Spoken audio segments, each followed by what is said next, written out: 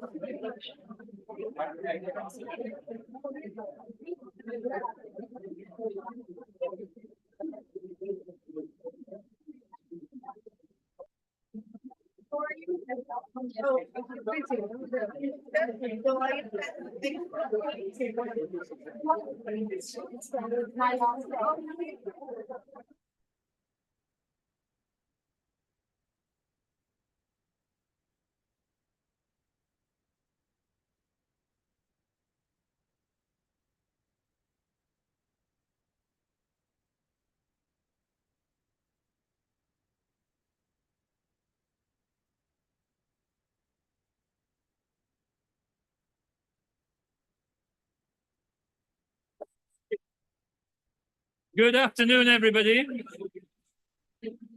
Good afternoon.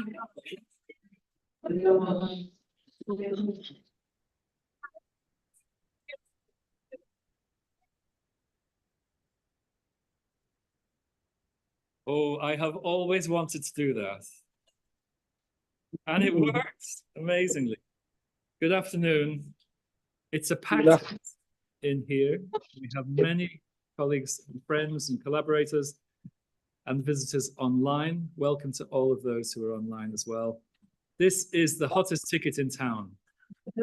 It beats anything that the Brighton Fringe can offer. And it's a very special occasion for, I think, for all of us. It's really nice to see many friends, faces here. Some I've not seen for quite some time. Some I met half an hour ago.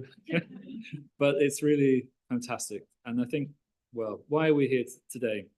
We have a seminar which is called Casting Forward, Configuring Development and Development Studies for Troubled Times. Well, that topic seems absolutely essential. If we could understand what we think of as troubled times, this seems to be absolutely the moment to be having this conversation. Here we are at IDS, the Institute of Development Studies, and of course we are thinking, rethinking and recasting our ideas about what we understand as development. We know that the dominant development models have been challenged, many for decades. And within this institute at IDS, there are colleagues, again, many who are here today, and it's wonderful to see, who have been and are still part of the efforts through research, through teaching, through engagement, to contribute to an equitable and sustainable world by challenging these frameworks and ways of thinking that have become very established and are often at the source of the deep structural challenges that the world faces today.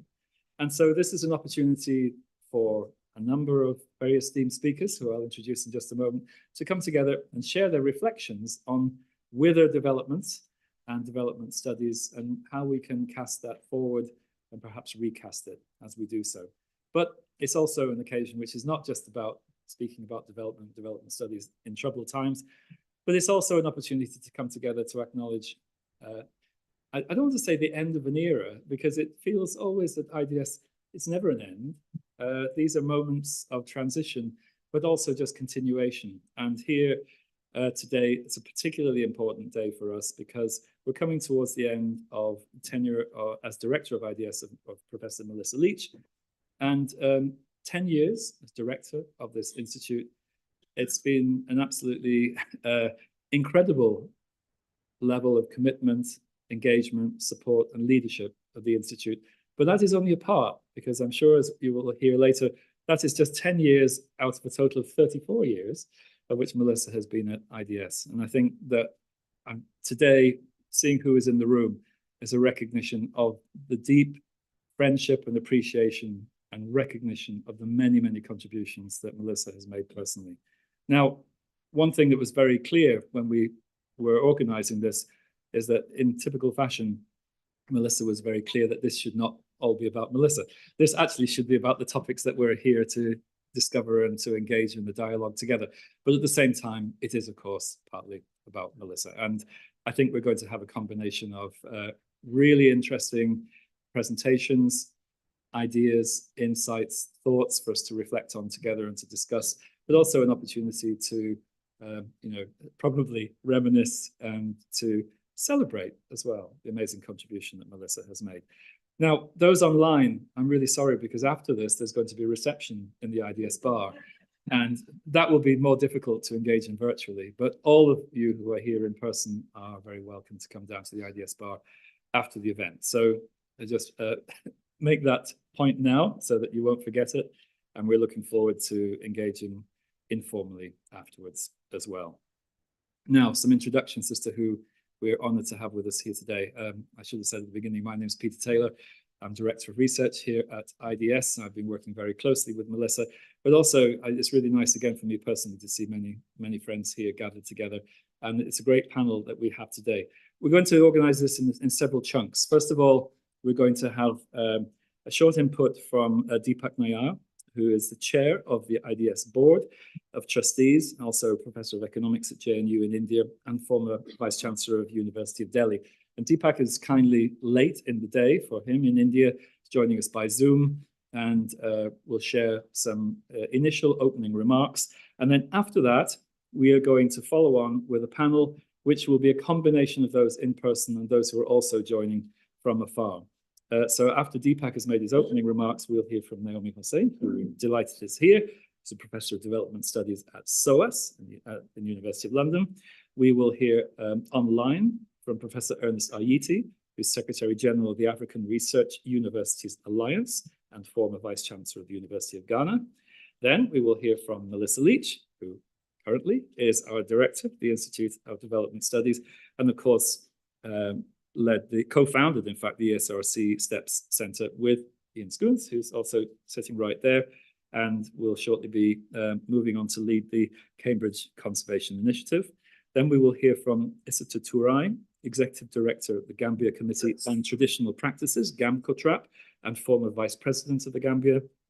And finally, Ian Scoons, Professorial Fellow here at IDS and also co-founder and co-leader of the STEPS Centre, along with many other research projects. So I think it's going to be a really exciting event. After the presentations, we will open up for questions.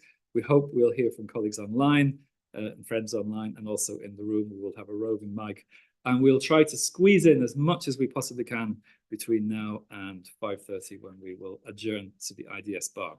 So if I may ask Deepak, first of all, to join us online and to share some opening remarks.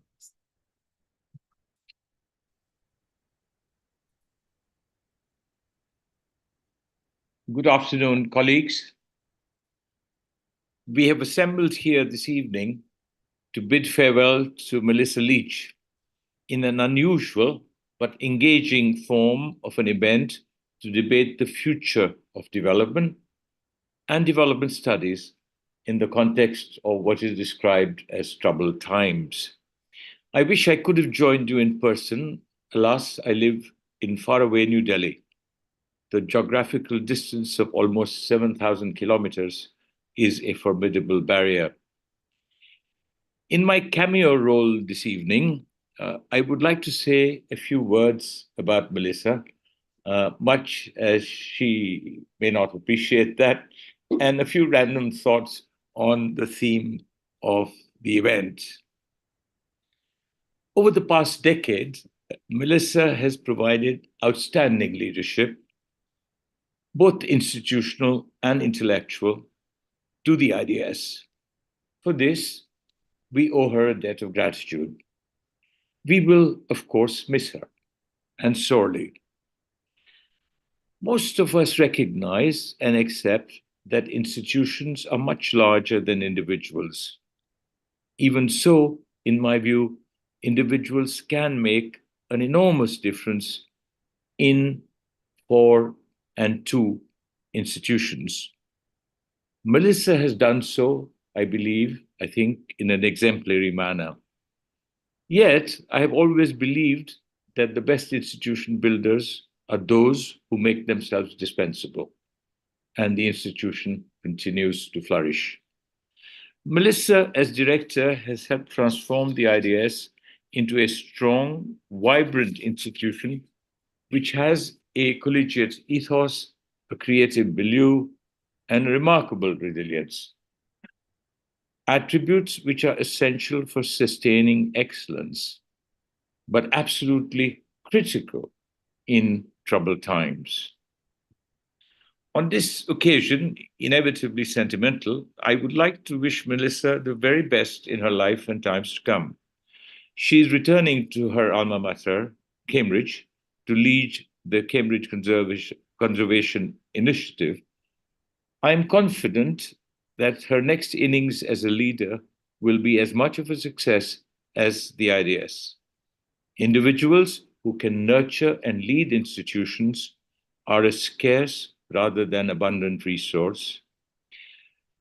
Their talents should be and must be mobilized as well as utilized for the other different initiatives and institutions. More power to your elbow, Melissa, and to your pen. The theme of the discussion to follow is critical, for we do live in troubled times. I think that might be an understatement. Poverty and hunger persist. Unemployment is high almost everywhere. Pandemics recur frequently. Economic inequalities between people within countries, as well as between the rich and the poor in the world as a whole, have been rising at an exponential rate over the past 25 years. The environmental crisis runs deep. Financial crises have dented faith in markets. Mounting inequalities in income and wealth have created social and political discontents among people everywhere. International institutions, the UN, the IMF, the World Bank, the WTO, and so on, are creaking at the seams as they are neither credible nor effective. Economies are going through difficult times, if not crises, with growth slowdowns, double-digit inflation, and persistent unemployment. Politics within countries is contentious, if not polarized. The geopolitical divides are visible and sharper than they have been for decades. And this is juxtaposed with a resurgence of nationalisms, once again across continents. International relations are strained, and there are several flashpoints in the form of conflicts and wars. Clearly, this is the most difficult economic, social, and political conjuncture for the world. Development is at risk in this world of multiple crises. I hesitate to use the word or phrase polycrisis, and so is human well-being. There is much for you to reflect on and discuss over the next 75 minutes. I will be very brief in setting the stage, as I said, with a few random thoughts. I will not exceed the 5 minutes I have. Participatory research, which has been the focus and the approach of development studies at the IDS for some time now, is both necessary and desirable. because we learn from the experience of people, from the experience of those whose lives are shaped by development. However, in my view, this is not sufficient. You might ask why. My answer is simple. The big picture is just as important. Why? Because the whole is sometimes different from, and indeed, sometimes larger than the sum total of the parts. Now, if we juxtapose this with a multidisciplinary approach, which is also a strength and a comparative advantage of the IDS, an enormous asset, such an approach, a multidisciplinary approach, is an asset, as I said, both for knowledge and for understanding, which develop at the intersection of academic disciplines, not only the social sciences, but in the unfolding world, even physical, natural, and life sciences matter as much. Now, the real constraint to me is that multidisciplinary studies are possible, even if they're difficult, but interdisciplinary studies are genuinely very difficult because it requires people to have a command, exactly the same command over more than one discipline. I want to leave you with two sets of thoughts. First, I think that development studies or an understanding of development at large needs to address a wide canvas of the relationship between individuals and society, the relationship between citizens and the state, the interaction of the economic, social, and political, as well as the engagement of the national with the global. We live in a world that's not only troubled times, a world that is much more complicated. And development studies need to address these themes. Now, my concluding thought, very short, is that there are two aspects that should be and must be an integral part of the discourse on development and on development studies. I think one of these is recognized significantly in the IDS, that we need to bring power into the discourse on development studies because it shapes lives, it shapes outcomes. At the same time, and that is less recognized, I believe that we need to bring an understanding of history to our understanding of development studies. History does not repeat itself, but it would be wise to learn from history, and I think there's much that we can in the context of development studies. And as Mark Twain is supposed to have said, although he never said or wrote it, that history does not repeat itself, but it often rhymes. Now, I leave you with these two thoughts about the themes that we need to engage in and about two aspects that need to be brought into the discourse on development studies. The first is now recognized at the IDS. The second is not recognized almost anywhere. Thank you very much and enjoy the evening, particularly when you retire to the IDS bar.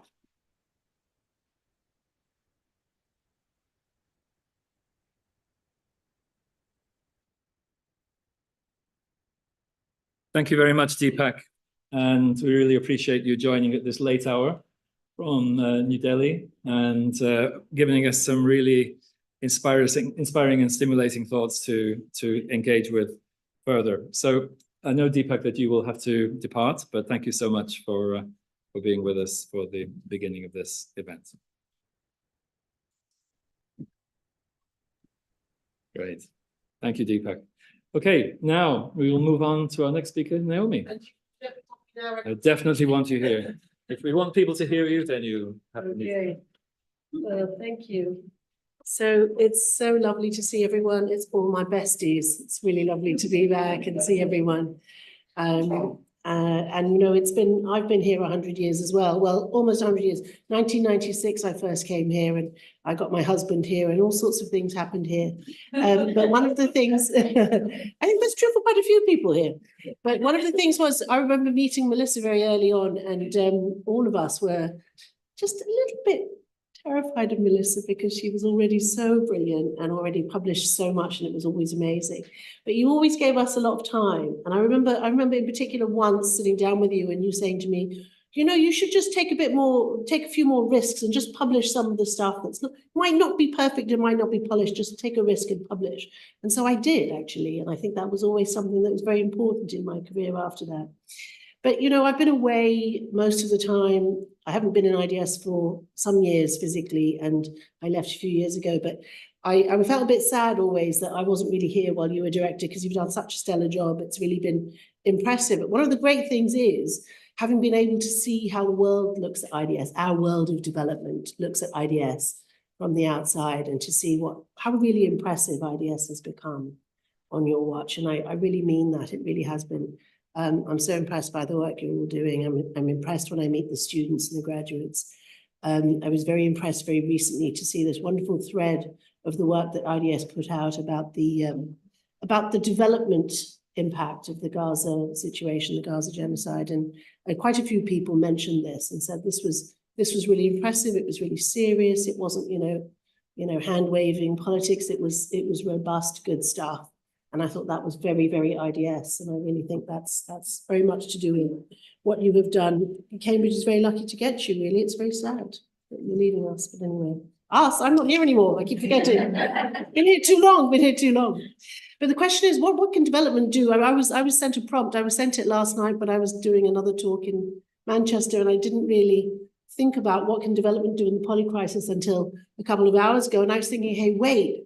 Deja vu all over again. I'm sure we had this conversation with Lawrence Haddad about 15 years ago in this very room. We didn't use polycrisis in those days. It was, who remembers, triple F crisis, some other crisis. Anyway, hydra-headed crisis.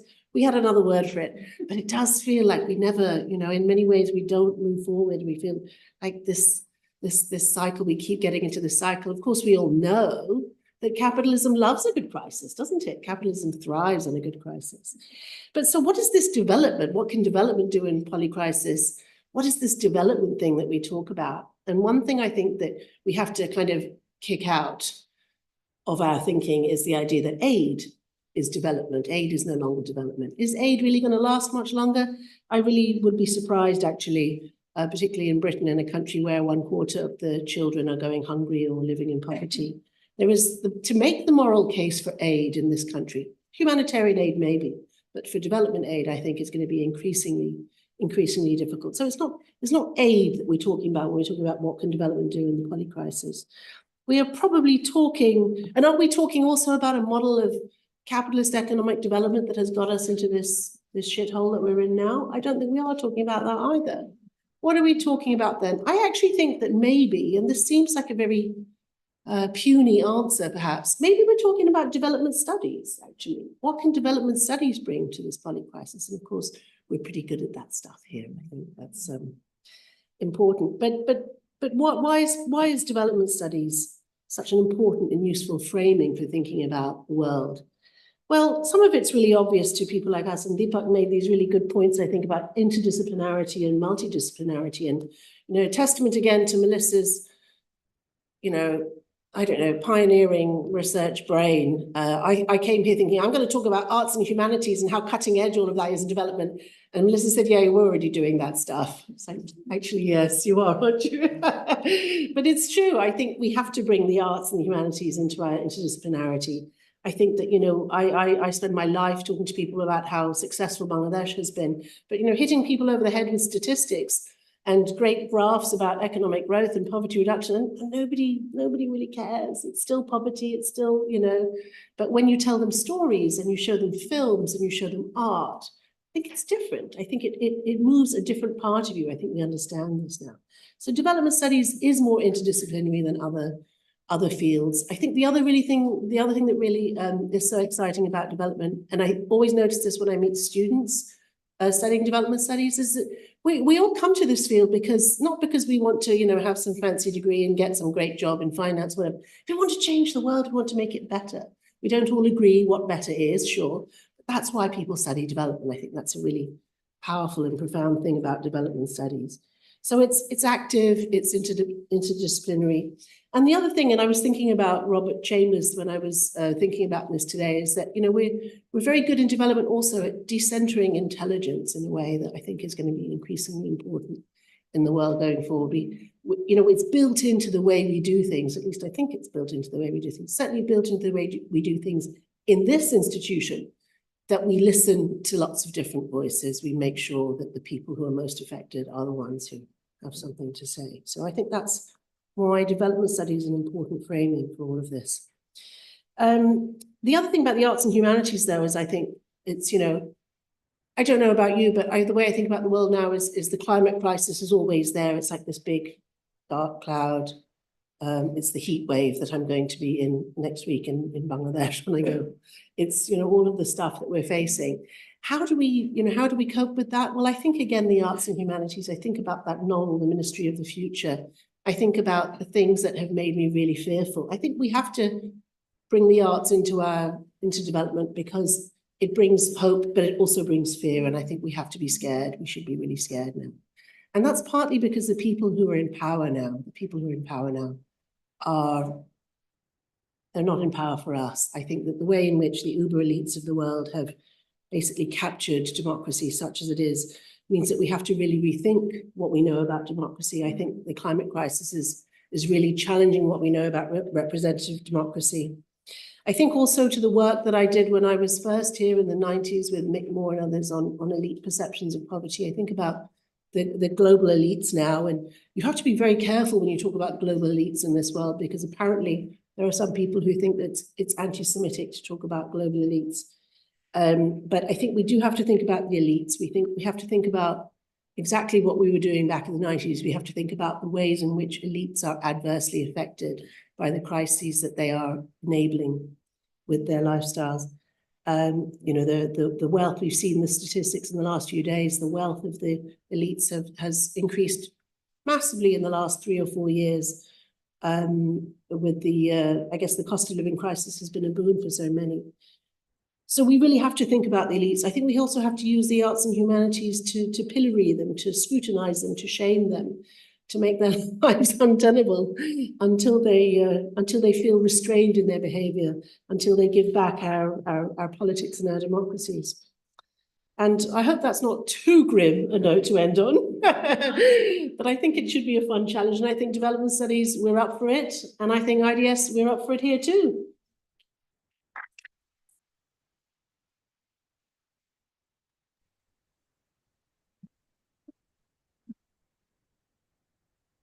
Great, thanks, Naomi. And one thing we can always guarantee is a certain level of provocation, which is exactly what IDS historically has always done and will continue to do so.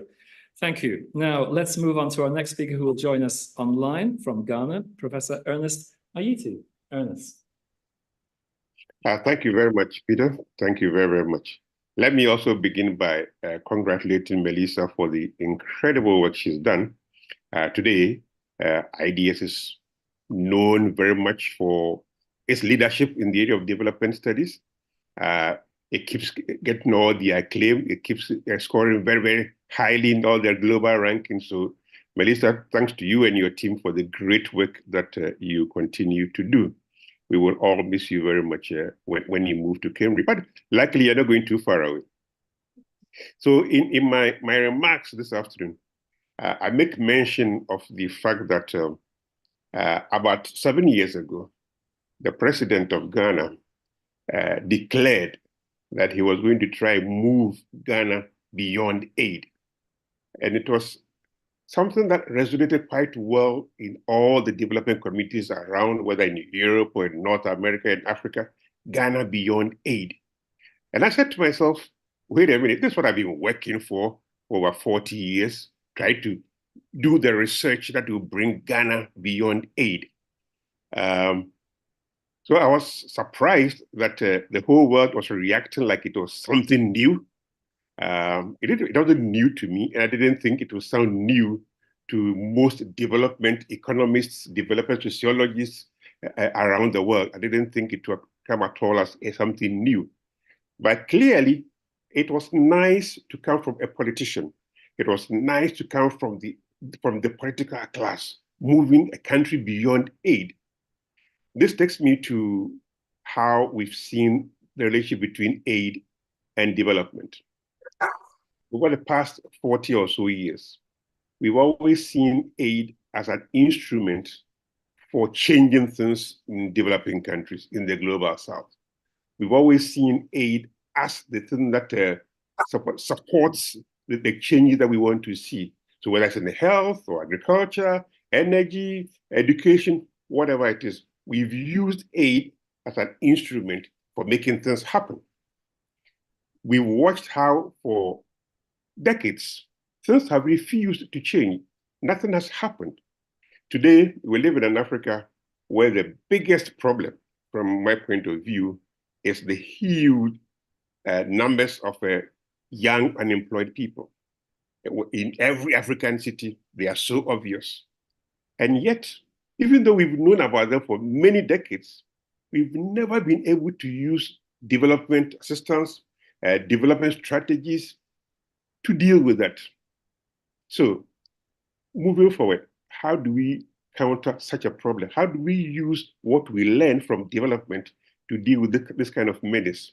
So yes, we had the public crisis, but the public crisis is made even worse by the fact that there will be all these young people, men and women, boys and girls, who are never going to find the kind of jobs that they need in order to have a good livelihood. It's not going to happen until we change something. And how do we change something?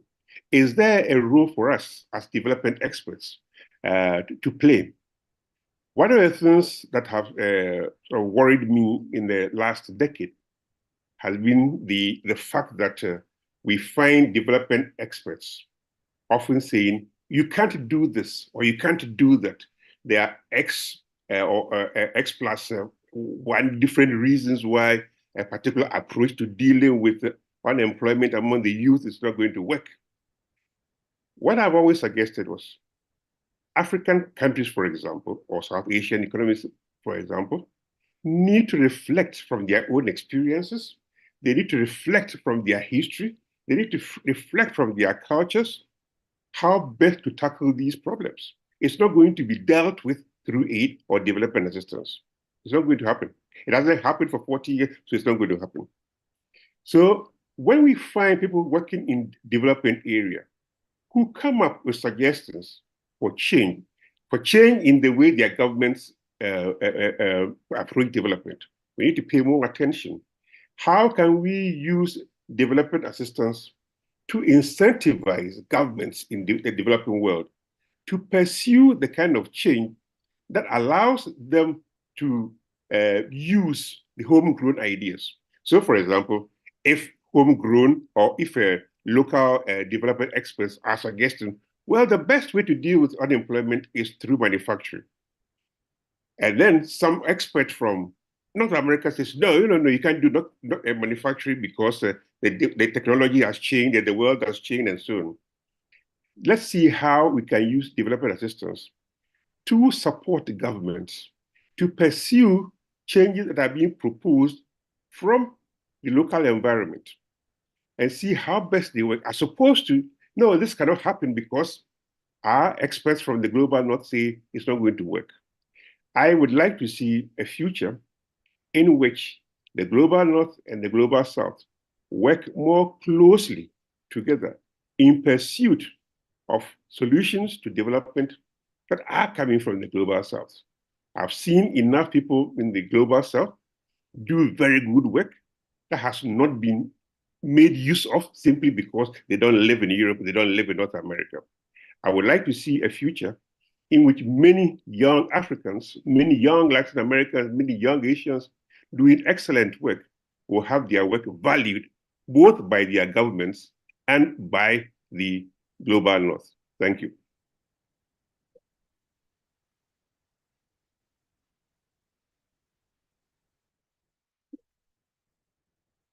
Great, thank you so much, Ernest. And I should say Ernest is also a member of the IDS Board of Trustees and often brings wisdom to the many discussions which take place there, such as we just heard now. Melissa, over to you. And I'll just say for Melissa, we will also hear briefly from you at the end. So how you decide what you speak now and what you might say at the end, I leave entirely to you. All right, great. Well, this is a bit challenging, really, because I get 3 opportunities to speak. So once is now, this is the serious stuff. Then I'm going to say something at the end. And then there's something slightly more personal downstairs in the bar. So the basic thing is you all have to come down to the bar later. That might be more fun. But here's the serious bit, because I asked for this. An event like this needs to be a looking back to look forwards. So I wanted just to take the liberty of casting back not just 10 years, but actually the 34 since I first started here. And there is an advantage of being a dinosaur who's been in an institute for as long as that, is that one becomes history. So Deepak called on us to bring in history. Actually, now we and others in this room are that history, so we can look back. So I joined in 1990 to start the environment group with Robin Mearns, who I think is online today. Hi, Robin. At that point, climate change, top of our agendas today, was barely on the agenda. The very first IDS bulletin that Robin and I did was based on a seminar series that had one seminar actually by my father, who was an energy expert and worked with IDS at the time, called The Greenhouse Effect, Implications for Development. This greenhouse effect, what is this? Well, we know what happened since. It was also a time, I think, when so many countries actually relatively recently post-independence, development, mainstream development anyway, was about things like modernization, economic growth, catch-up of developing with developed countries, one-way transfers of know-how and technology. And IDS, in a way, was set up to provide some of that, and it was still a legacy. But there were always dissenters. And that's the thing about this place. IDS has always been a place for radical thinking. And we saw it from the very beginning, long before even I joined, in the focus on redistribution in IDS's first director, Dudley Sears, critiques of structural adjustment and neoliberalism, work on gender relations, on civil society, on social policy, and of course on participation and more. Fundamentally, and here I would actually contradict Deepak, if I may dare to do that at this point, development at IDS has always been understood as being about power and as being thoroughly political. And development studies has always involved critical analysis of power relations, of the discourses, the practices of the aid industry and the development industry, as well as a look to alternatives, those alternative narratives, so often coming from people who are marginalized by that mainstream. And it's that kind of take that has kept me, and I think many of the amazing people in this room, some of whom we let get away, like Naomi, others whom are still here, have been part of this journey. So when I became director in 2014, it was quite an interesting moment. It seemed in some ways like a time of optimism about development on the world stage. We had the Sustainable Development Goals. By this time, development was sustainable development. Launched in 2015, all countries had signed them. Was this a compact for all humanity? Multilateralism seemed kind of more or less effective. It was intact anyway. The rise of the Brits seemed to be heralding a new era of global South-South cooperation, a multipolar world where perhaps we could look to mutual learning in multiple directions. But there were some real dark sides. The green economies hailed at the Rio +20 conference in 2012 so often became green grabs, as many of us documented. Inequalities were pervasive then, with massive consequences all over the world, as the 100+ contributors to the World Social Science Report that many of us contributed to, that IDS led in 2016, showed. But 10 years on, of course, the picture seems way less optimistic, and I'm not going to go through the litany of what some people are calling the polycrisis again, because we've heard enough about it. What I would add to it is the uncertainty that I think is now pervading this world as well. And some of that has created new challenges for not just development, but also for development studies. What I want to suggest is the threads of the critical thinking needed were already there 10 years ago, and probably already there 34 years ago. Lots of IDS work was picking them up, working in these provocative and challenging ways. And so to me, casting forward now means mostly recalling and amplifying those threads of continuity. I would also argue that development studies IDS style, and I will qualify that IDS styles, not everywhere, remains important as never before.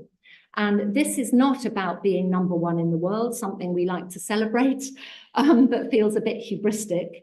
But it's about bridging research and evidence to really key challenges. It's about bringing a social science, a critical social science lens to problems that these days are often subject to a kind of technical solutionism. We could solve climate change if we just have low carbon energy transitions and the right technologies. We can solve pandemic problems if we just get the drug and vaccine development right. That's not going to cut it. So as well as all that interdisciplinarity, transdisciplinarity, and all the other buzzwords, I think we really need to stay properly critical and properly reflective. Now, as IDS moves forwards, there's a myriad of possible issues to focus on. Some of them newer, some of them repeated issues. Conflict, militarization, migration, trade, new patterns of indebtedness, AI, mental health as well as health, stress, climate and environmental change, and more. But I want just to highlight three, which are a bit more cross-cutting, things I would like to see IDS do more of and continue to do. One is tackling inequities, recognizing extreme inequities as the scourge of our time, intersectional across race and class and gender and place. Ebola and COVID-19 put up a mirror to society and showed this to be an incredibly unequal world. And these inequities are both a cause and a consequence of all those aspects of the polycrisis.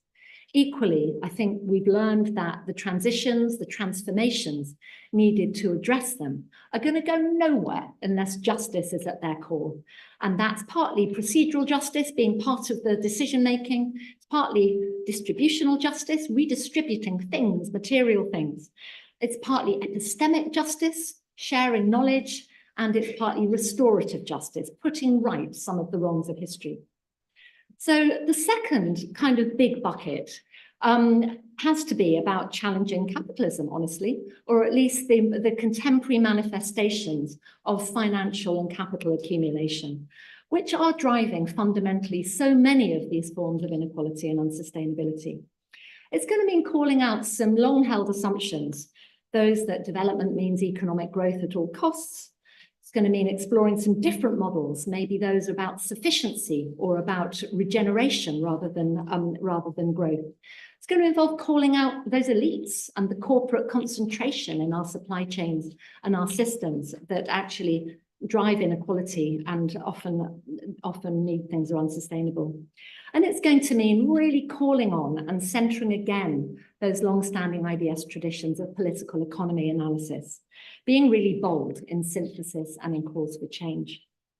And then finally, but really cutting across all of those, is about continuing to challenge the knowledge and power hierarchies, which have always been part of development and at least the mainstream.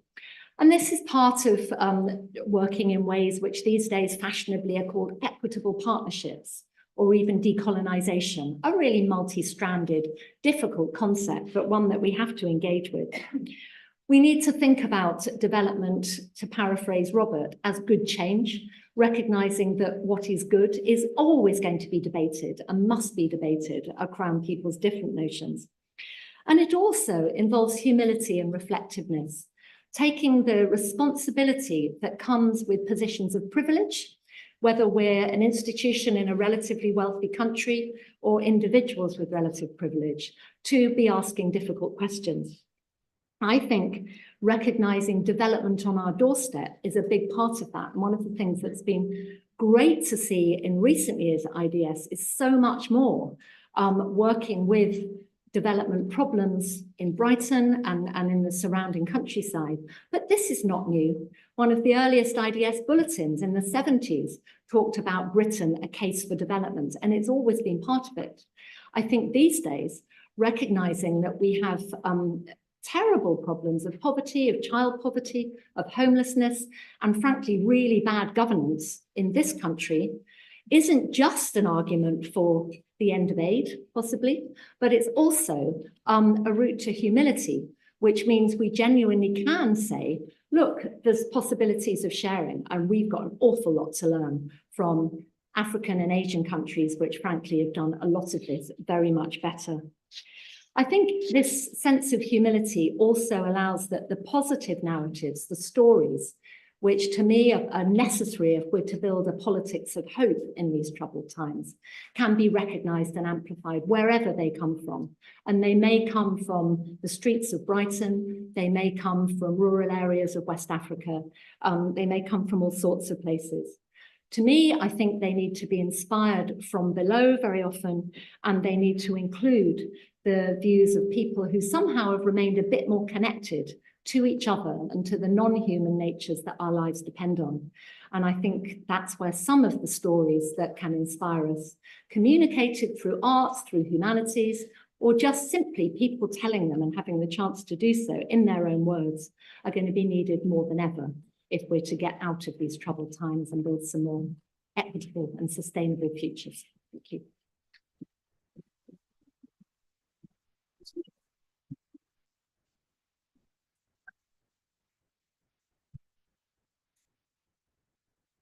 Thanks, Melissa. And I think you've just illustrated supremely how much you're going to be missed.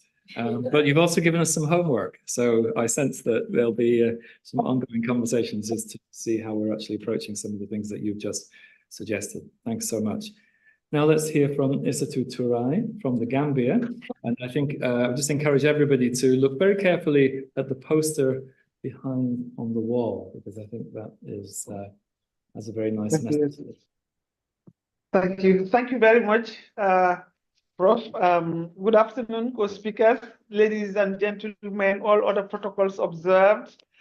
Professor Leach, I am honored to be given the opportunity to participate in this high-level panel, casting forward, reflecting on the future of development in troubled times. I would have loved to be there physically and mobilize the Gambian community to come and participate in this very, very important session that has produced a vice president of the Republic of the Gambia. But nevertheless, technology is actually addressing the gaps that we have, and I'm very pleased to be here. At the IDS, I have been at the IDS and under the tutelage of my supervisor, my mentor and role model, Professor Leach. And today I am very pleased to be here to participate on the conclusion of 10 years terms as IDS director. Professor Leach was my supervisor at PhD level, who saw me through and supervised me diligently as her student. She unveiled the potential in me and made me reach higher heights and become one of Africa's leaders on the continent. She is my mentor, and I saw her as a role model in a highly male-dominated domain where she excelled and became the head of IDS. She was something that she well deserved, and we all suspected that one day she would head that institution because of the work she was doing. She did a lot of publications, and she traveled a lot, particularly in our region in Africa, Guinea, for that matter, Gambia, and many parts of West Africa. We want to take this opportunity to thank you for coming over and seeing what we are doing and bringing it into reality, working with the people out there. As I engaged with her, I realized that I was constituted of a genius and superwoman, because that is what we used to call her. The superwoman is around, so we have to sit up. And something that we saw, because she was all the time on the run, on the work, trying to deliver, and was responsible for so many things. This was something we were learning, whether you know it or not, as your student in IDS. I submitted and drank the pool of knowledge, which paved way for me to become what I am today. Her profound intellectual ability and profound leadership left a mark on me and many other students as I connected with other students, telling them that you'll be celebrated today, and we started gossiping. So I'm sending this message to you to say that we've been discussing about you. You are phenomenal. She has contributed immensely to what IDS today, has become today, as a world-leading institute in development studies. And listening to her again, she had triggered that feeling and just made a synopsis of what some of the trajectory of some of her engagement.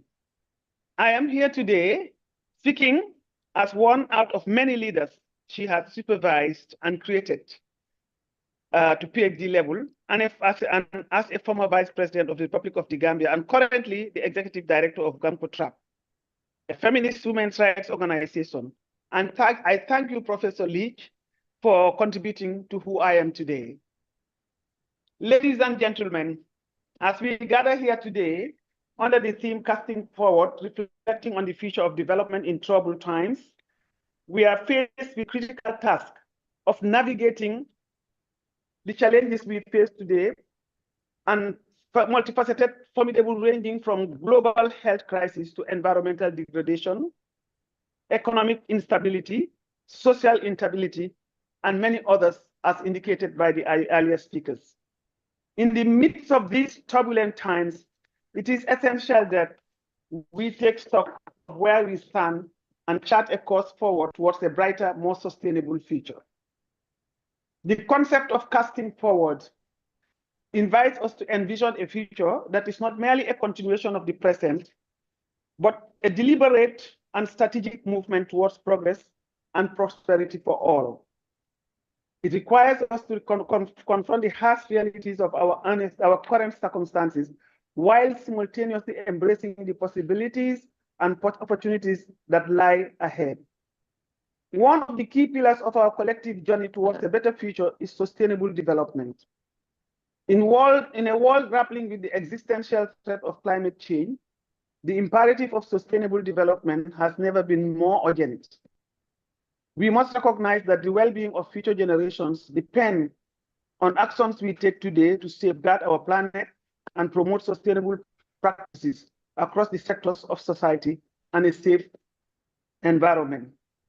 Moreover, we reflect on the future of development. We cannot afford to overlook the importance of social justice and equity. The disparities and inequalities that exist within and between nations undermine the very foundation of human dignity and social cohesion. Addressing these inequities requires a concerted effort to promote inclusive growth, eradicate poverty, and ensure that all individuals have access to education, healthcare, and economic opportunities. As we gather here today under the theme Casting Forward, reflecting on the future of development in troubled times, we are confronted with the urgent need to address a critical issue that affects the very fabric of our society: the persistence of harmful practices against women and girls, particularly female genital mutilation and many other harmful practices. In recent times, we have witnessed an alarming trend of attempts to undermine the progress made in safeguarding the rights and dignity of women and girls in the Gambia. The proposed Amendment Bill 2024, if passed, would not only perpetuate the gross violation of rights of the girl child, but also reflect a disturbing misogynistic attitude towards over 50% of our population, that is woman and girl. Furthermore, the silence of the state and relevant ministries in upholding the law banning FGM is deafening. It is disheartening to witness the compromise of hard-won gains in women's rights, especially in a democratic dispensation, where the rights of vulnerable and powerless young girls should be preserved and guaranteed. As signatories to international conventions and protocols that promote women's rights, we have a moral obligation to uphold the laws and policies that protect the rights of women and girls. And this can be said or justified for many countries that are currently creating those misogynistic tendencies, trying to pull women down and also use laws against them that is going to tighten and string the space for development. As we look forward towards the future of development, we must confront the emergence of political Islam and religious fundamentalisms across continents. We cannot afford to allow regressive ideologies to dictate the course of our nation's progress, and we have seen these trends coming in almost all the continents, particularly in our sub-region. As we convert today, the world is involved in crisis. which has rippling effects across countries. At the heart of our vision for the future must be a commitment to human rights and dignity. In a world torn apart by conflict, violence, and oppression, we must stand firm in our defense of the fundamental rights and freedoms of all people, regardless of their race, ethnicity, gender, religion, or socioeconomic status. Upholding human rights is not just a moral imperative, but a strategic imperative for building a more peaceful and prosperous world for future generations. As we look ahead to the future of development, let us also recognize the transformative power of innovation and technology. From artificial intelligence to renewable energy, technological advancement hold the political potential to revolutionize how we address global challenges and improve the quality of life for people around the world. And as my mentor said earlier on, whether it is coming from Brighton, America, or from rural areas in Africa, it is important to recognize that. However, we must ensure that these advancements are harnessed responsibly and ethically for a focus on promoting sustainability, equity, and social justice. The gender gap in decision-making, governance, and politics is apparent as we cast forward. Women are being marginalized, and sometimes culture, tradition, and religion are used as tools to maintain the status quo. This has to change as we envision future development. Casting forward, as indicated by the UN Secretary General, the future is women. I call on institutions, countries, and other entities to promote women's rights and leverage from the opportunities and insights women bring to governance and leadership to make the world a peaceful, progressive, and sustainable world. In conclusion, let us embrace the spirit of casting forward as we embark on this journey towards a better future. Let us draw inspiration from the resilience and ingenuity of past generations and commit ourselves to building a world that is more just, sustainable, and inclusive for all. Together, we have the power to shape the course of history and our destiny and leave behind a legacy of hope and progress for generations to come. To you, Melissa, I am sure Cambridge is going to get add value to whatever they are doing because you are going there. You are leaving IDS, but you've left a legacy, and not only by way of people, but by the documents and the publications you have made that gives IDS a very big good standing in the world. I wish you good luck, and on behalf of others who are out there who didn't have the opportunity to participate in this, we wish you a very successful tenure. We wish you long life, good health, and continue to work. Remember, we are here for you. We are here, and we always will count on you, and we'll always try to draw from you and gain inspiration. We thank the IDS also for creating the space for our engagement, and also we are proud to be members of IDS, and forever we are part of IDS. Thank you very much.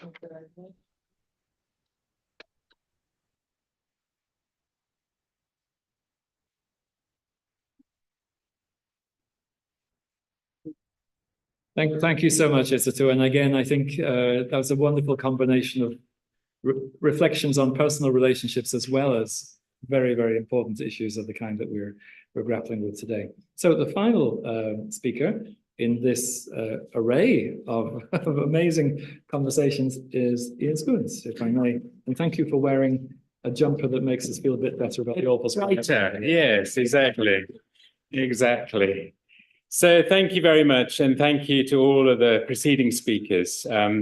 Slightly awkward going last, but here we go. So when I was preparing this talk the other day, I was confused by the title of the seminar, Casting Forward. So I did what you should do, is Googled Casting Forward, because I thought, oh my goodness, it's another development buzzword, and I don't know it. What am I going to, know? But actually, the only thing that came up when you did Casting Forward, in the first thing at least, was a book. And it was a book about fly fishing called Casting Forward, Fishing Tales from the Texas Hill Country. Now, Sometimes IDS, I think, feels a little bit like the Texas Hill Country. And the book describes a long and winding adventure of said fishermen. And I think that's appropriate for celebrating Melissa's remarkable 34-year journey at IDS. And I want to mention 3 eras and use that as a way of reflecting on both Melissa's marvelous achievements, but also thinking a little bit about what that means for development and what that means for thinking forward.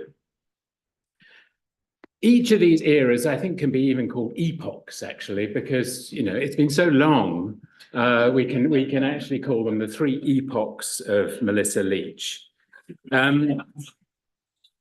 And each of them is characterized by huge and important debates about development and how we redefine it. So the first epoch centers on challenging the received wisdoms about the environment and development, and starts in the last century, as Melissa mentioned, in 1990.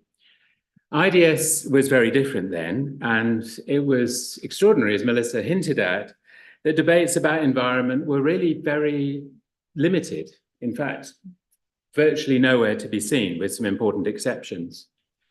But the 1991 bulletin that Melissa put together with Robin Menz, who was hired at the same time, laid out an agenda for what became the Environment Group in the build-up to the UN Conference on Environment and Development in 1992. And this has been an important strand of work ever since, recasting development debates in important ways: sustainable livelihoods, environmental entitlements, challenging narratives about Africa's environment, all made IDS, frankly, rather belatedly, a center of debate about environment and development. Looking back, it's frankly a bit shocking that development studies back then didn't engage with environmental issues, but I'm glad to say that this is no longer the case. And certainly for the future, environmental questions will be absolutely center stage. The next epoch focuses on the politics of sustainability, a theme that started around 2006 when we established the ESRC STEP Centre, which was mentioned earlier on. The STEP Centre was an important collaboration between SPRU, and I'm glad to see some SPRU people in the audience, and the University of Sussex, of course, and IDS, and lasted for 16 years until 2022. And up till 2014, when Melissa took over the directorship, she was co-director with myself and Andy Sterling. And the centre, I think, became a really important hub here at Sussex for debating some of these really big questions about the politics of sustainability, and linking, importantly, across the campus, development studies here at IDS and big debates about science and technology and innovation at SPRU. And it also connected debates north and south. It was from the very beginning committed to what's now called a universal vision of development, and took very seriously these questions of knowledge and power, and how visions of sustainability are constructed by different actors, and how such narratives inform policy and practice, what we called pathways to sustainability. These perspectives, I think, are even more important today, and surely must be central to any debate within development studies, and as we think about the challenges of the SDGs mentioned earlier, because 2030 is just around the corner. And so to the third epoch, from starting in 2014, which is, of course, when Melissa took up the directorship here. And I think this we can characterize as a debate in this epoch around thinking about wider societal transformative change, development, in other words, recasting development and development studies much more fundamentally. But what context framed this discussion in the last decade? We've heard about some of them already: changing geopolitics and the shifts in the global axes of power, a recognition of the failures of neoliberalism as an economic and political project, the decline of conventional development assistance, the rise of authoritarian populism and the backlash against liberal democratic values, the increasing recognition of the climate crisis as central to economic and political thinking and strategy. And of course, in this period, a major global pandemic. Now, all of these themes, if you look back at IDS work through the 34 years and even beyond, have been central to work before. But it perhaps was the pandemic that brought many of these things into sharp focus, overturning some of those mainstream development assumptions that had become part and parcel of standard thinking. And it was with Melissa's increasing focus on health and epidemic disease questions that her work, together with many others, including many in this room, became crucial for contemplating the implications of the pandemic and for rethinking development as a result, as a universal, transformative, political, and emancipatory project. So across all of these epochs, the 34 years, Melissa's work has, I think, shone a really important critical light on development as theory and practice, big D and small d. So what have we learned from Melissa's work over all this time for development? First, development focuses on questions of poverty, inequality, justice, sustainability, but it must be, as many people have said, an interdisciplinary conversation, not just amongst social scientists, but with natural scientists, with the arts, the humanities, and so on.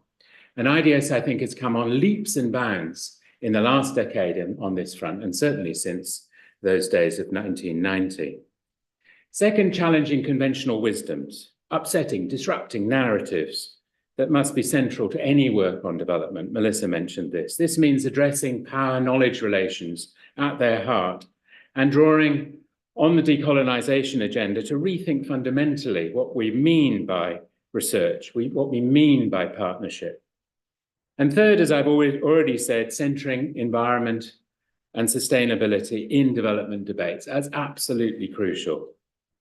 This is not just a focus on the climate, but wider questions about how human, land, nature entanglements unfold. And finally, focusing on development as progressive transformations, not just instrumental, incremental, policy-driven transitions through aid and projects, but a much more universal commitment to diverse pathways of progressive change and sustainability. So as we cast forward into those rivers of the metaphorical hill country of development studies, Melissa's contributions over 34 remarkable years have made IDS work, I think, more relevant, more critical, more engaged, and more cross-disciplinary than ever. So thank you, Melissa.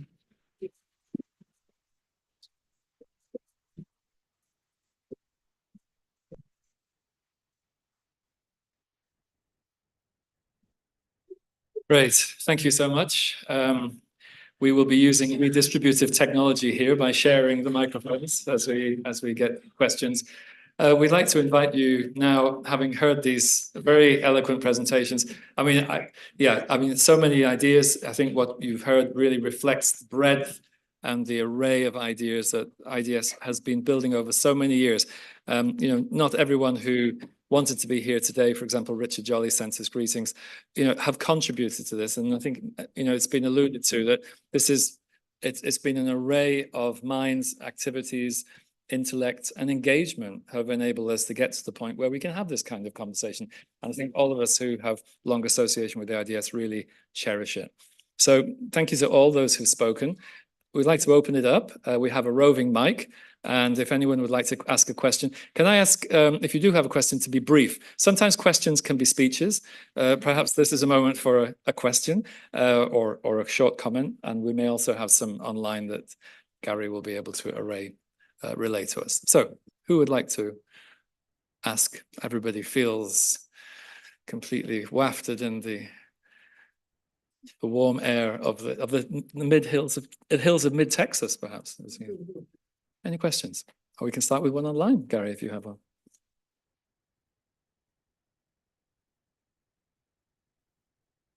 Okay, so there is a perceived thin line between politics of hope and politics of naivety.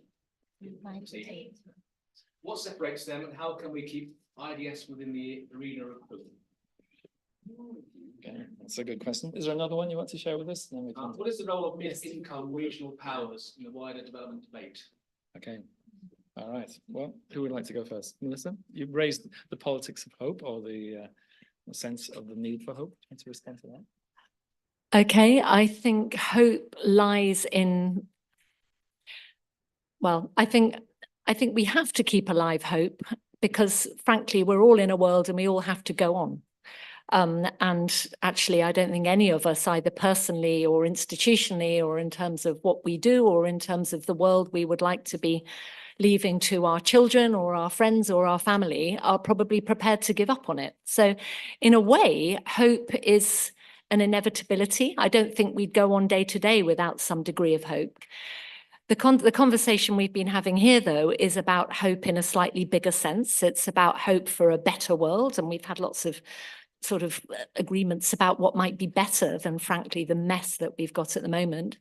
And I think those sources of hope come from many, many quarters. And I've suggested that some of them come from people who are marginal and marginalized, often by the creators of the mess.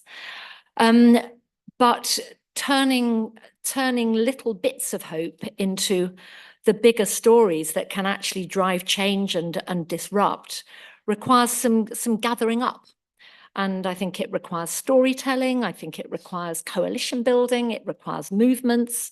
It requires campaigns. And it requires some respect, which can give esteem and confidence to those who are prepared to speak out. And I would like to see IDS as somewhere where that's a birthplace and a nurturing of radical ideas and ideas that can inspire hope, and to do as much as we can within the particular means and skills that we have available to us to amplify those. Great. Thanks, Melissa. Perhaps I could turn to Ernest on the second question on the role of regional powers. I'm not sure if you heard it, but I think you would be very well placed to share some reflections on that. Thank you, Peter. There's no doubt in my mind that regional powers will have an increasingly significant role to play in the coming years. I've seen how over the years, especially here in Africa, some of these have tried to position themselves in a manner that will make them more acceptable to a wider audience. It has not been successful in many places, but I think that with time, as the influence of the global north goes down, the rise of regional entities will be much more significant. It's something that is going to grow. And I'm very happy that today, in many parts of Africa, we see groups of countries coming together to tackle their problems. And I think something is going to go on. I was a lot more optimistic about things happening in West Africa until the challenges in Francophone Africa emerged, and that sort of changed the narrative for all of us. But I think we're going to see many more of those kinds of expressions, especially in East and Southern Africa. Great, thank you, Ernest. In the room, yes, Philip. I don't want to ask a particularly tough question, but it might be a bit tough. But of the challenges that have been discussed, one that I feel is potentially missing but present is what does development studies do in an era of rising impunity? Okay, shall we take that? Who would like to? Naomi. I feel you're always prepared to take the tough questions. Yeah, that is a really hard one. I think I probably will answer a different question. No, I will try.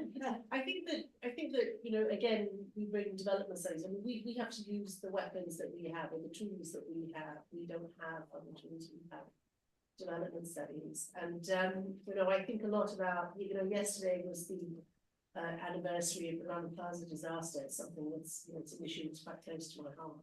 And it's kind of been forgotten, you know, people have forgotten and they don't care and they're actively trying to forget. And I think all we can do is to keep reminding people and to keep bringing it back. And I think it also connects to this very nice question about hope and naivete, which is, you can be hopeful if you're informed, if you know what you're up against. It's consistently knowing your opponents, knowing your enemies, knowing the history of what's going on. And I think, you know, that is the only way we can chip away at impunity. I think I share your concern. This last few years has seen, I think, you know, you could almost say the end of the liberal world order that gave birth to Asian development. And I think in some ways our moral foundations for what we do in this institution have been really weakened, really, you know, washed away in some ways, really questioned by others outside. So I think those are all things I'm concerned about. But, you know, the whole thing is also, I hate to say this because this is so silly, but, you know, the young people. I'm constantly in awe, you know, now I do a lot more teaching than I did before. I'm constantly in awe of the smart things that they know and the ways they organise and the ways they think. So I do really feel that this decentering intelligence, this disruption of the power knowledge hierarchy that you mentioned, Melissa, I think all of the stuff, you know, creates a space where we should be, have the grounds for being more hopeful. Great, thanks. Yes, Simon. Are you sure I can't make a speech about Melissa, which I would like to do? But, A brief one. no, it's just a pleasure to pay tribute to Melissa, both as a fellow researcher and a colleague and as leader of IDS. It's been great to see the evolution.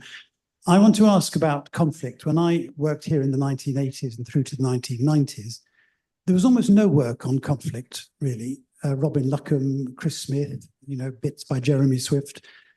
Many of the places I worked in those days, Central America, IGAD, the Horn of Africa, Ethiopia, Sudan, parts of the Middle East, are now completely embroiled in conflict, as are the places I didn't work in, right across the Sahel, for example. So I suppose my question is conflict really the biggest, is war, is killing the biggest problem we currently face in the areas that we mostly work on? And I want to know what models of IDS got that help us to explain that, and what solutions do you have that will help us to deal with it?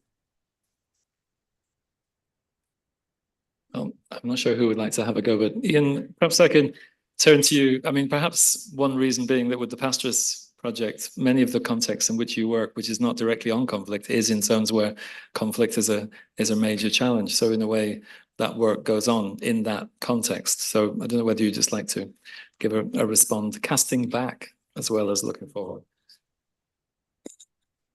Not sure I can. I always try to avoid answering Simon Maxwell questions back in the 1990s, because they were always difficult and challenging. But it's a very important observation. Indeed, many of the areas where pastoralists live are the places that you've just listed. And why is it that places which have mobile peoples who are not necessarily associated with states that emerged in the previous decades, the subject of intensive conflict? Well, one of the answers is that pastoralists and other peoples at the margins of states that formed after independence and after colonialism were not incorporated into the mainstream of development and state building in those periods. They were left marginalized. So it's no surprise that many pastoralists, indeed in the areas where Jeremy Swift and others worked, in Mali and elsewhere, have joined these movements which are secessionist or associated with these conflicts. And I think, you know, very often these conflicts are about failed development, fundamentally. The failures of mainstream development and state building in the period after colonialism. And maybe, just maybe, we are, to some extent, the contributors to that. We collectively, the people who thought about development in the 60s through the 70s and the 80s, have contributed to this imbalance that marginalized the lives of many pastoralists across the Sahel, in the Sudan, in the Middle East, in other parts of the world where conflicts continue to arise. And it's I think beholden on us to think historically, think about that history, not just see this as, oh, it's the farmers and the pastoralists fighting each other in northern Nigeria, or it's this conflict or that conflict. Let's understand these conflicts in that bigger story. But I'm not sure that's an answer to your question, but it's a way of thinking about that question through a fundamentally development studies lens, I think. Okay, we can take one more question. Yarka.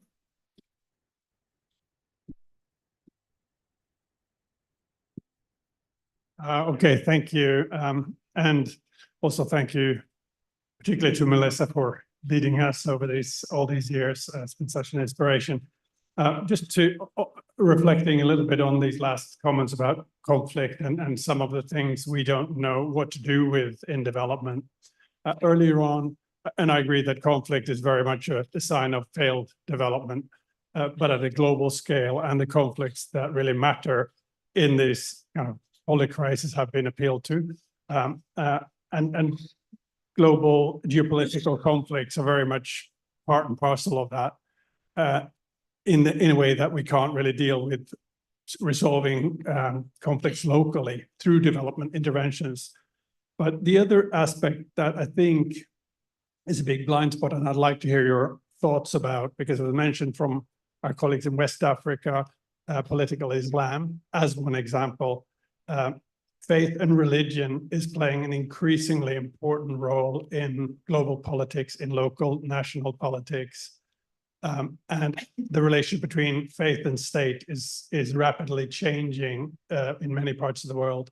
And that is also wrapped up in this, and that comes from somebody who's focused on backlash and how that's mobilized and weaponized in authoritarian anti-gender backlash, essentially. And that this affects development across the board. And I don't know whether it's always for good or bad, but we are not looking at it. I have a view that it tends to be for bad, but we are not studying it in a systematic way, the politics of religion in development. So I'd like to hear what you might think about the future of that. Okay, thanks. Yes. Maybe I can come to Isatu, because... Yes, please. Yes, okay. Thank you. I am very happy to respond to that observation. I think being in the Gambia and also watching what is unfolding in the sub-region, we have seen the emergence of fundamentalisms and either the early warning signs of them coming up in ways of invading countries through aid or through engagement, and also the proliferation of buildings that signify religion that also tends to attack or focus on women to appear in ways and means that, you know, is not normally, traditionally what they used to be. We have seen also the discourses around the radio and also other religious sermons where women are specifically focused on to conform or behave in a way that is expected, in a very in a way that is very threatening. Right now, if you look at what is going on, reproductive health is a development agenda, and there are as many aspects of reproductive health, looking at early marriage and the increasing access to family planning information, or adolescents having access to reproductive health information, are issues that are being attacked by some of these people in the name of this is anti-religion. This is not about development, this is about, and controlling, and it is specifically focused on women. It's a very, very threatening situation. And sometimes the state tends to be a part of the process, because we have institutions that are there and are being recognized by the state. And currently what we are facing, the National Assembly members in the Gambia, they are working in connivance with other religious scholars to say that female genital mutilation is a religious injunction, when in actual fact, we all know the facts that it is not so. We also know the fact that it is a violation of women's sexual and reproductive health rights of women. We also know that it is a violation of this of female sexuality and control over women. And here it is a law that is put in place to protect vulnerable ones, because we already have health evidence. We already have all sorts of information making the case to ensure that a law is in place. And now that law, which is supposed to promote and protect the rights of those vulnerable groups, and also as a form of formal equality for women in that aspect, is being threatened to be repealed.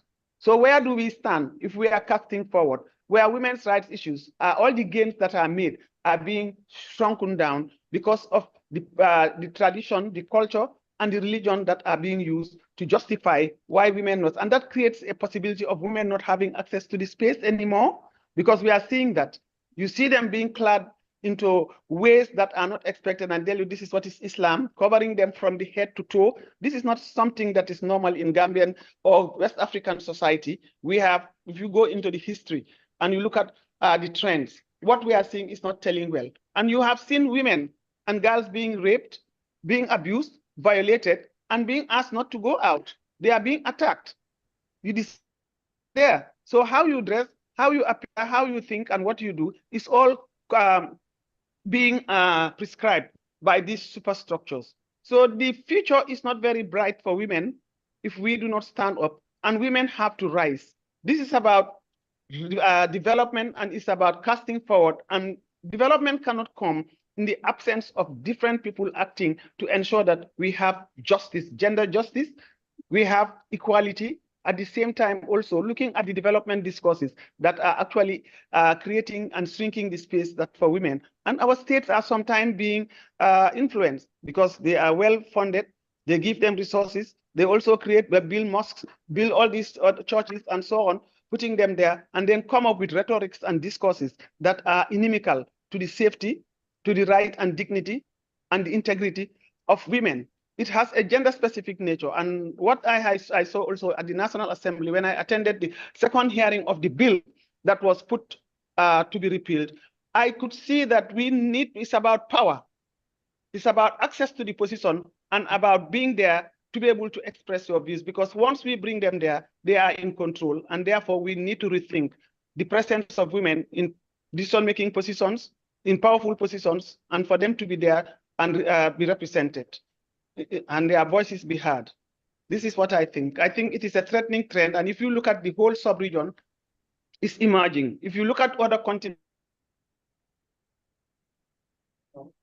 Oh, I think we just lost you, Isatu, at the end, but at the same time, I think you've given us some excellent reflections there. And I think this combination of action, research, knowledge, mobilization, and challenge is addressing all of the issues that we've discussed today, underpinned by the need to really reflect and act on shifting power. We come to the end of this session, except for a short reflection, Melissa, that I know you kindly offered to give us, almost as the last space in this convening space. But for all those that are here, we're going to the IDS bar in a few minutes. So I'm sure you'll have more questions, more reflections. Over to you. Yeah. So let me close this bit and lead on into the next. Both first with the feeling of actually being really overwhelmed, both to see all of you in this room and to know that others are online, and at everything that's been said, which is incredibly lovely and incredibly embarrassing, but there we go. And I'm sure you will all say more later.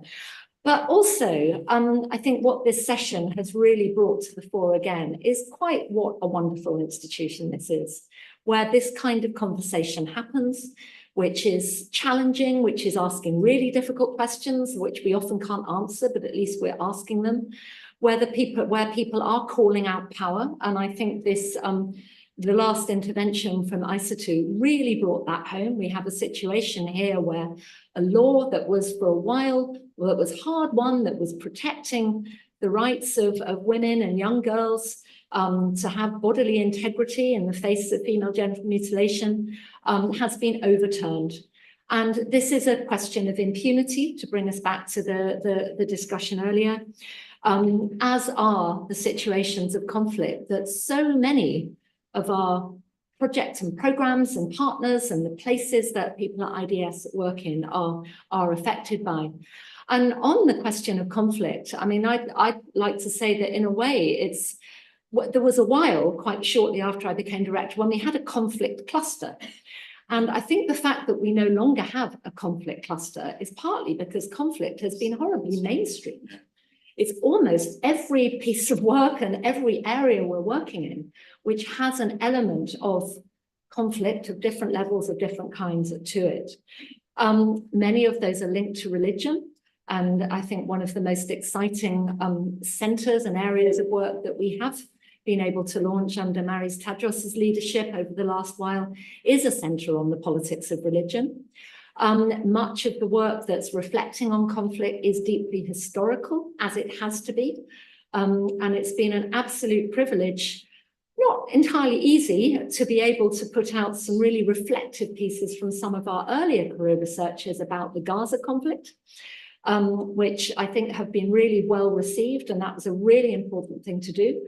It was not an easy moment as a director because we were having to balance accusations of being anti-Semitic with the need to speak the historical truths about what was going on in the region, to balance that always important sense of academic freedom with some of the problems of reputation that one has to run if you're basically leading a charity that is at the behest of funding sources and has to stay to some extent on the right side, if also being a thorn in the side of political leadership. So I think actually this discussion has brought out some of the things that I've grappled with many, many colleagues here over this period as IDS director. But it's also reminded us again that IDS is a place where one can and should continue to have these difficult questions and to speak all kinds of difficult truths to power. So all I can really say at this point is it's been an absolute honour and a privilege to be director of this extraordinary place. I've basically grown up in this institution. It's been my intellectual home, but also a kind of physical home from home and a family and a community over well more than half my life. And it's going to be really weird not having that anchor. I am going to stay in touch, I hope, with lots and lots of you. I'm going to have a status as an emeritus fellow. I'm going to be joining the ranks of our wonderful emeritus fellows, and actually having establishing that scheme was one of the early things that seemed obvious to do when I became director, and how rewarding it's been keeping those really important connections. I'm also really aware, this is something I was going to say downstairs, but I'll say it now, that as IDS director, one has a responsibility for kind of holding history in a way. It's something I've always felt very strongly. It's a history of ideas. It's a history embodied in particular people, some of whom are sadly no longer with us, many of whom are.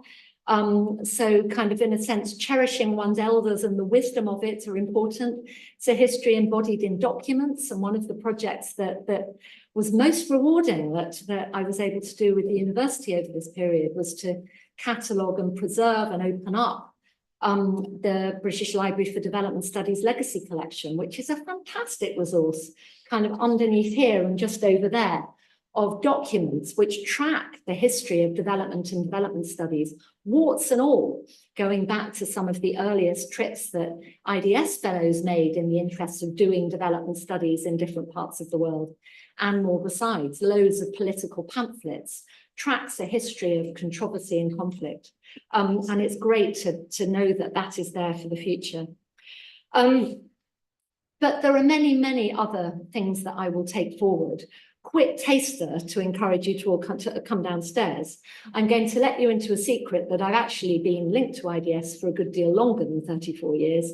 And one of the major reasons is that person over there, Robert Chambers, who was my first mentor and the reason I ever came to IDS in the first place. And I'm going to tell some stories downstairs. And I'm so pleased that Robert is here. It's an absolute honour, and thank you. So great that you could come. The second is I'm going to reveal to you the 6 principles of leading IDS, which are going to be really revealing. And the third is that I'm going to leave everybody a small token gesture, which is going to sort out the economy and the sustainability of this institution in the future. So that's just a taster to get you all down for drinks in a moment. But the final word, I mean, look, you've all said really, really lovely things about the last 10 years, but all institutions need refreshing. It is time for me to move on. I've always said that on a good day, directing IDS is the best job in the world, which is not to say all the days have been good, but an awful lot of them have been.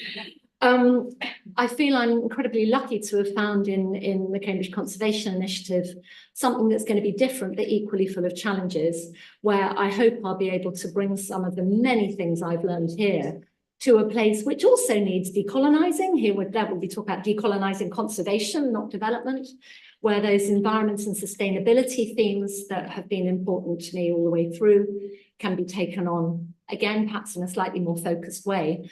But where, I don't know if CCI knows quite what's going to hit it, all those questions about social justice and global economy and climate change are going to be part of the vision. I try gently to encourage a lot of NGOs and bits of the university to rally around. And I'm sure I won't totally succeed, but I will certainly carry on asking those difficult questions.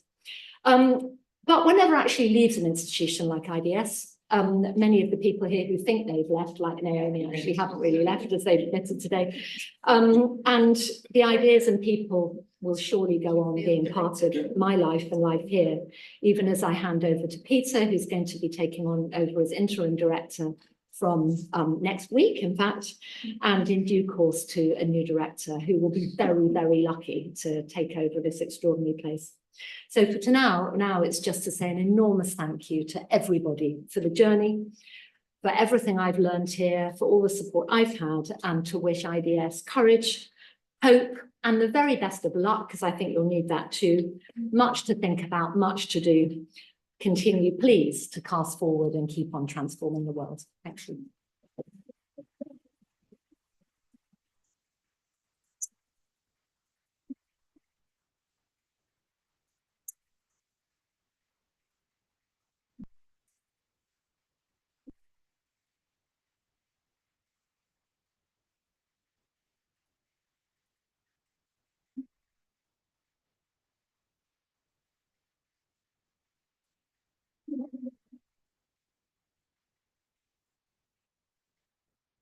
Thank you, Melissa. I don't have statistical evidence, but I suspect that's the longest round of applause in this room, certainly that I can remember.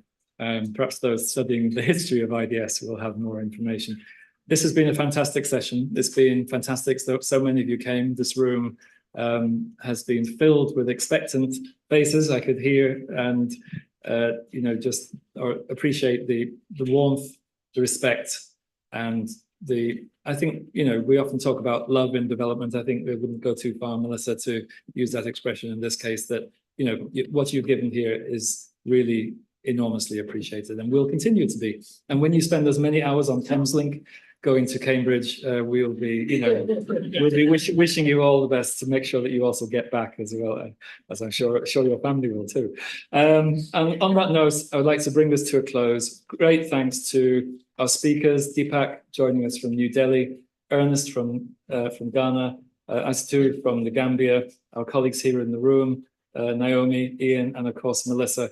Thank you to those online for asking questions. I'm sure there will be more conversations in the chat, and they will feed into our ongoing reflections about casting forward as we continue to reflect on really how IDS can make this contribution in the world that, Melissa, you have facilitated and led over the last 10 years in a much longer period. So thank you all. Please join us now down below in the IDS bar. It's not far to go. And obviously there'll be a bag of work points at the door, as we've just said. Definitely an inside joke. Sorry for those online. And we look forward to seeing you. Thank you so much.